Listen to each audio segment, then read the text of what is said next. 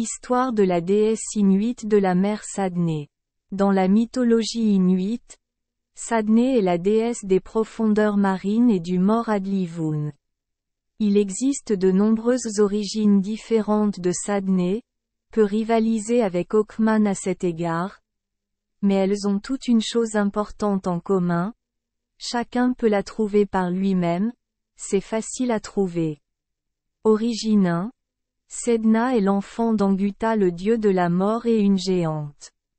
Une fois, elle a attaqué son père parce qu'elle avait trop faim, ne demandez pas pourquoi, je n'y peux rien, mais a été assommée par la contre-attaque d'Anguta. Anguta a ensuite emmené Sedna à la rame au milieu de la mer et l'a jetée dans Adlivun, la terre au fond de la mer des âmes.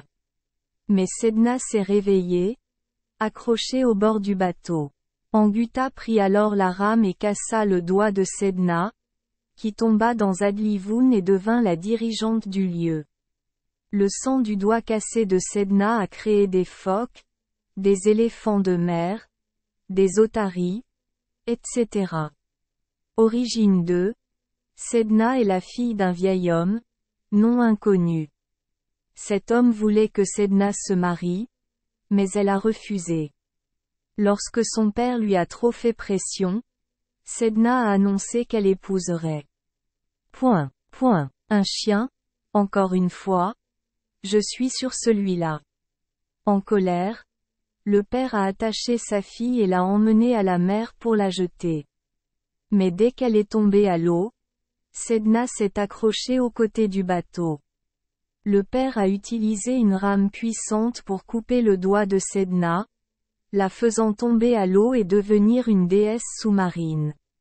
Le sang de ses doigts a créé des phoques, des éléphants de mer, des otaries, etc. Origine 3. Sedna est l'enfant d'un vieux pêcheur pauvre.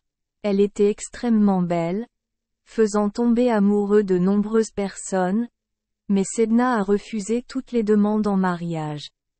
Jusqu'au jour où la maison de Sedna et de son père reçut la visite d'un mystérieux voyageur. Il portait un manteau noir de jais de la tête aux pieds. Sa voix ressemblait au bruit du vent venant des régions les plus lointaines, et chaque pas respirait l'autorité et la noblesse.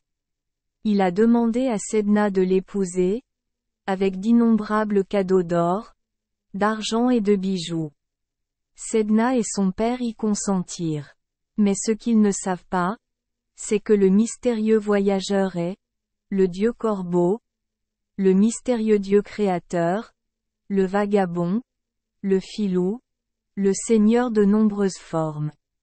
Pendant la nuit, Raven est apparu comme un corbeau noir géant, transportant Sedna endormie jusqu'au sommet d'une montagne lointaine.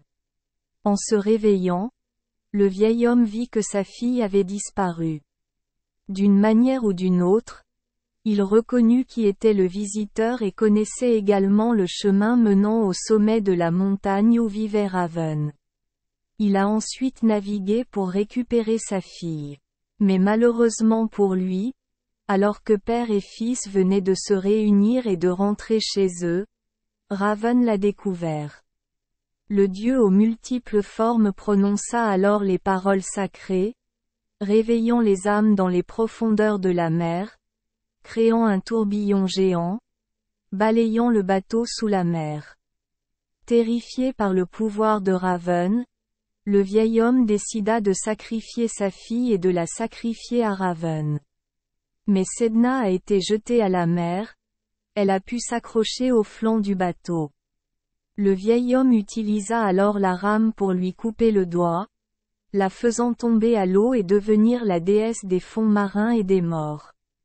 Le sang de ses doigts a créé des phoques, des éléphants de mer, des otaries. Merci les enfants des Esperluette Croisillon 39.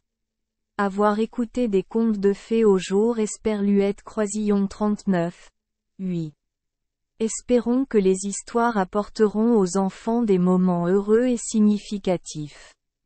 Si vous aimez notre chaîne, Veuillez appuyer sur le bouton S Esperluette Croisillon 39.